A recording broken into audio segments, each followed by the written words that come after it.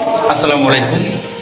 মা মা শব্দটা এত মধুর, কারণ আপনার কিন্তু প্রত্যেকটা কথায় আছে যে মায়ের মতো আপন কেহ নাই, মা জননী নাইরে যাহার ত্রিভুবনে তাহার কেহ নাই।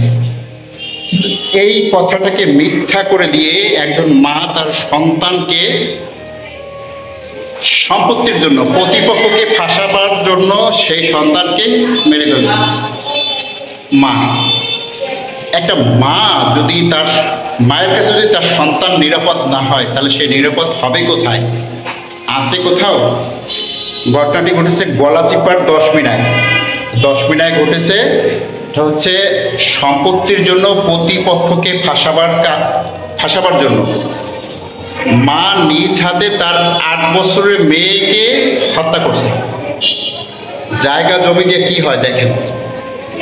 আমার দাদা আগে বলছিল যে জায়গা জমি হচ্ছে মানুষ খেতে পারে না, কিন্তু জায়গা জমিতে মানুষ খায়। সেই জায়গা জমির জন্য গলাচিপার 10 মিনায় মা সন্তানকে খুন করছে। তার উদ্দেশ্য ছিল প্রতিপক্ষকে ফাঁসাবে, যে প্রতিপক্ষ রাতের অন্ধকারে আমার মেয়েকে মাইরে ফেলাইছে। কিন্তু দুর্ভাগ্য সেটা আর হয়নি, মা ধরা পড়ে গেছে।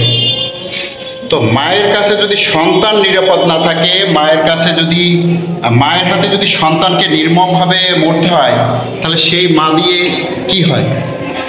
একজন মা হচ্ছে সমস্ত সন্তান জাতির গর্ব, কিন্তু সেই মাই যদি তার সন্তানের জন্য হয় শত্রু, সমাজটার কতটা অধপতন হয়েছে চিন্তা করেন। মানুষের বিবেক কোথায় গিয়ে পৌঁছেছে চিন্তা করেন। কারণ এত নিকৃষ্ট মনে মা হতে পারে?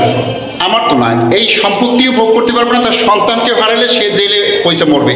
তাহলে সেই মা দিয়ে কি হয় বলেন? ধিক্কার জানাই এমন মাদের, যেই মারা হচ্ছে নিজের সন্তানকে আগলে রাখতে পারে না, নিজের সন্তানকে মাইরা ফেলায়, সেই মাদেরকে ধিক্কার জানাই। তো সমস্ত মা যে খারাপ তা বলবো না, কিন্তু এই মা হচ্ছে মা জাতির কলঙ্ক। যেই সমস্ত মা জাতটাকে আজকে কলঙ্কিত করার জন্য তার সন্তানকে হত্যা করে ফেলছে।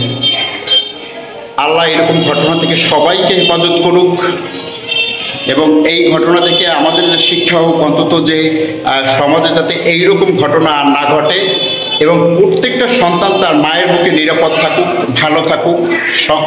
অনেকে আছে সম্পত্তি চায় না, তার সন্তান চায়। এমনও মা দেখছি যে তার অনেক সম্পত্তি ছিল, সেগুলো ছেড়েও সন্তানের জন্য ঘর ছাড়ছে, কিন্তু এই মা সম্পদের জন্য তার সন্তানকে হত্যা করছে, 8 বছরের মেয়েকে। মা, সবাই ভিডিওটি দেখে একটু সচেতন হবেন, একটু বেশি বেশি শেয়ার করে দিবেন, যাতে করে এইরকম মা জাতিরা একটু সচেতন হয়ে যায়। সবাই ভালো থাকবেন। আর ঘটনাটি ঘটেছে বরগুনার, দুঃখিত, গলাচিপার 10 মিনায়। আজকে আমাদের আসসালামু আলাইকুম।